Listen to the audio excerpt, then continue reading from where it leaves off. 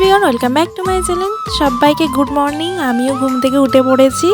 আর দেখো, ঘুম থেকে উঠে আমি ফার্স্ট কী করি, আগে আমি ঠাকুরকে প্রণাম করি, তারপর আমার দিনটাকে আমি শুরু করি। যাই হোক, আমি আজকে ভাবলাম তোমাদের সাথে ডেলি রুটিন একটু শেয়ার করি, আমি কি কি করি ডেলি। তো সেই কারণে আমি আজকে একটা ভিডিও নিয়ে চলে এলাম। আমাদের এখানে প্রচণ্ড বৃষ্টি হচ্ছে, তোমাদের ওখানে কি বৃষ্টি হচ্ছে সেটা কমেন্ট করে জানিও। আর এই দেখো, সকালবেলা উঠে আমি ফার্স্ট জানলার দরজাগুলো সব খুলে নিলাম, কারণ সকালে সূর্যের আলো বা সকালে বাইরের দৃশ্যটা না দেখলে মনেই হয় না। আর দ্বিতীয়ত আমার পিছনে অনেক গাছ রাখা আছে জানলার কাছে, আমি আগে দেখি কটা ফুল ফুটেছে। তো চলো এবারে আমি বিছানার চাদরটা চেঞ্জ করে নেবো। আর কোন চাদরটা বেশি ভালো লাগছে বলবে, আগে যেই কালারের পিঙ্ক কালারের চাদরটা ছিল সেটা না এটা।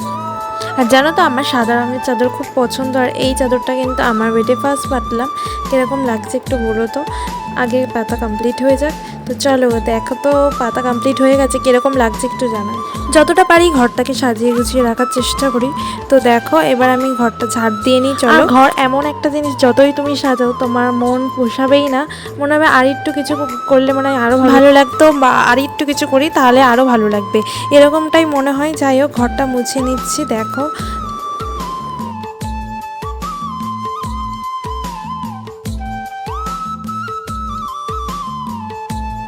তো চলো, এগুলো সব মোছামুছি কমপ্লিট হয়ে গেছে। এবার নিয়ে আসি জল। তো না ধুলে নয়, তো সেই কারণে ভালো করে ঝাড় দেওয়ার পরে একটু ধুয়ে নিলাম, নোংরাগুলো পরিষ্কার হয়ে গেলে ঝাড় দিয়ে ফেলে দিয়েছিলাম যেগুলো। তো তারপরে আমি চলে যাবো একটু গাছে জল দিতে। আমার কি কি গাছ বসিয়েছি তোমাদেরকে দেখায়, দাঁড়াও। আর জানো তো, আমি রাত্রিবেলায় বাসনগুলো পরিষ্কার করে রেখে দিই, কারণ সকালবেলা উঠে আমার বাসন মাজতে ইচ্ছা করে না। সে কারণে রাত্রিরে আমি রান্নাঘর পরিষ্কার করে রেখে দিই এবং বাসনও মেজে নিই। তো কালকে শরীরটা খারাপ ছিল বলে আর মাজা হয়নি। তো চলো এবার ফ্রেশ হওয়ার পালা, একটু ফ্রেশ হয়ে নিই। ব্রাশ করতে করতে একটু দেখে নিই গাছপালাগুলো, আমি প্রত্যেক দিনই দেখি আর কি, যে কোথায় কি কম পড়লো। যাই হোক, ফ্রেশ হয়ে তো চলেই এলাম।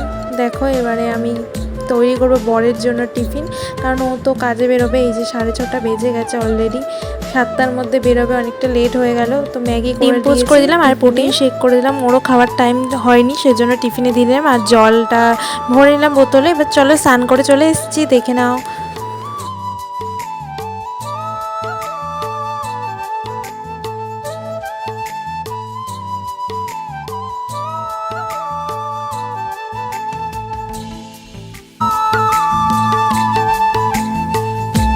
তো এবার আমি রান্না করে নেবো। আমার কিন্তু রান্না হয়ে যায় এই সময়, কিন্তু আজকে আমি রান্নাটা লেট করে বসালাম, কারণ আমি বাড়িতে গেছিলাম, বাপের বাড়িতে গিয়েছিলাম। ওই জন্য সবজি বাজার কোনো কিছু ছিল না, মামুনি এখন আনবে, সেই মামুনি নিয়ে চলে এসছে। এখন বাঁধাকপি, একটু বাঁধাকপি করব, আর এদিকে মাংস করব। তার জন্য মাংসের আলু কাটা হয়ে গেছে, আদা রসুন পেঁয়াজ টমেটো এবং বাঁধাকপির আলু সব কিছু, বাঁধাকপি সিদ্ধ করতে বসিয়েও দিয়েছি। আর এদিকে মাংসের আলুটা ভেজে নিচ্ছি, তার সাথে সাথে আমি মাংসটা মিশিয়ে নেব।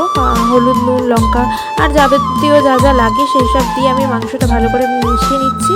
আর তার সাথে এদিকে দেখো আলু ভাজাও হয়ে গেছে আমার, আর এদিকে ফোড়ন দিচ্ছি।